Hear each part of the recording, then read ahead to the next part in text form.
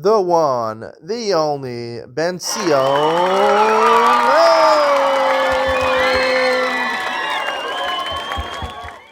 Good afternoon and welcome to Yeshiva YouTube. Iyun with Benzion. Today's daf is Gittin daf Chav Ches, number 28. I want to discuss the third case in the Mishnah on Chav Ches and Aleph. The Mishnah basically says you rely on chazaka. If a man gives a get, sends a get overseas, you presume he's still alive. Cheskas Chayim. If he goes overseas, you assume he's still alive. His wife can eat truma. He's a Kohen. And similarly, if you send a korban chata, we can assume the person's still alive. It's if he's dead. If you know he's dead, you can't bring the korban chatas because chata shemesu bala. It goes lemisa. Lemisa azla. It goes, you lock it up in a room and let it die by itself.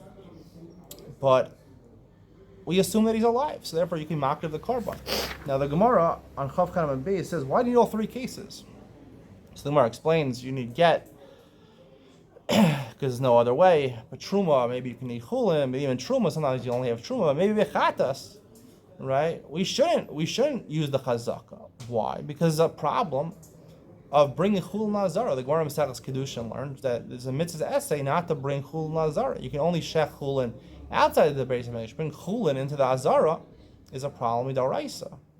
So if the person actually died and it's chata shemesu balov and it's lemisa azla, you can't bring the korban, you can't bring the lazara. It's chulin abal lazara. Now, the question really doesn't start. Rakiva asked this question in footnote number 13 on 28b2. You get your notes that our Gemara's teaching seems difficult to understand. Why does the Gemara classify a chata whose owner died as an unconsecrated item? Sure, we no longer sacrifice, right? You let it go to misa, you lock it up in a room and let it die because it's been disqualified. Why would we consider it unconsecrated? The Pri Yitzchak answers that once a sanctioned object becomes unsuitable for use by hektish, it loses its sanctity. For this reason, a chatas that must be left to die becomes an unconsecrated item. Accordingly, if someone brings it in the temple courtyard, he's guilty of having introduced an unconsecrated item there. Okay, this is the Pri Yitzchak says. I mean, the Pri Yitzchak makes sense. Obviously, that's the assumption going it loses it, but he's not explaining how it loses it and why it loses it. I want to go back to a Gemara in Bava Metzia. It's a famous Gemara. The Gemara says that a person who steals an animal from somebody else or steals a house from somebody else, both people can't be makdish. You can't make it hektish. Why? The person who owned the house or owned the animal, right? It both belonged to him physically, and it was in his domain. But now it's not on his domain. He has control over the gaz on it. Have his house, he can do whatever he wants with it. It's his. You don't lose your bilus over it unless there's a shinoi ma'isa or shinoi rishos. But a shinoi hashem talks about Masechus Baba Kama. But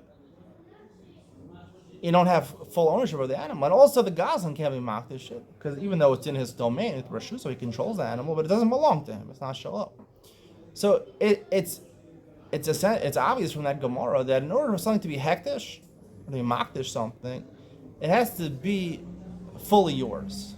Fully yours. If it's not fully yours, either it's lacking Shalom or lacking Rashu, so it can't be hektish. And therefore when a person dies, you had a break Korban Chatas and he dies.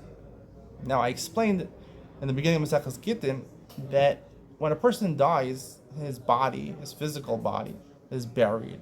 It's not gone, right?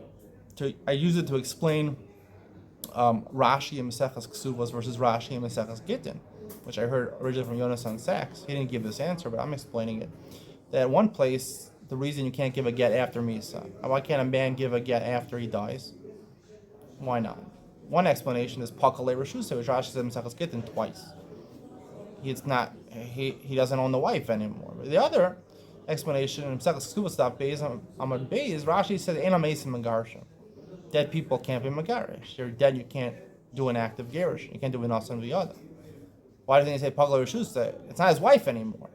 The answer is that it's partially his wife, right? When you die, you lose your metaphysical capacities, you lose control over yourself.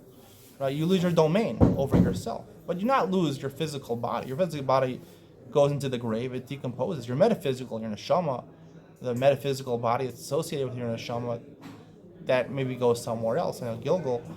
But that is gone from you, but your body's still there. So that's Rashi in Maseches Gittin explaining the reason Gate Lachar Misa doesn't work in the aspect of Shalo is because since you're dead, you can't do the act. It's still your wife, Shalo, it's your wife, you can't do the act. And Rashi in Maseches Gittin explaining Eina Mason Megar in Get Lachar Misa, you can't give a get after you die because in the aspect of giving it from my rishus, from my domain, I don't have domain over the life anymore because my domain is gone. When the Gilgal. so here also by Hektish, it's the same idea that the animal, after I die, still belongs to me. It's still my animal. My physical body exists. But my rishus, my control over the animal, surely does not exist. It goes on, the animal, if it wasn't Hektish, it would go to my yarship, my inheritors. And since it's Hektish, the din is in Kadshim, Kadshim Shemesu Bala. If it goes Lamisa Azla. So therefore, since we see from Maseches Baba Basiyah, in order for someone to be makdish something, he needs both Shalo and Bershuso. Once one of those aspects are lacking, he can't be makdish it. And similarly, if something's already hektish, if one of those aspects is gone, even though he still has Shalo, right? And therefore, it's still called a chatas. It's called a chatas because he's still alive. But in other hand, it's considered chulin, Lazara, because it's not completely hektish. Because if you're missing either aspect, and here you're missing Bershuso, because the domain of the man is dead, he doesn't have control over his possessions after he died, so therefore it's not completely hektish, really, and hektish needs both, Shalom and Bershuso. Without both, it reverts back to the state of Chulin, and that's why it's called, the Gemara calls it Chulin Lazara. I hope you enjoyed today's share. See you in the next one.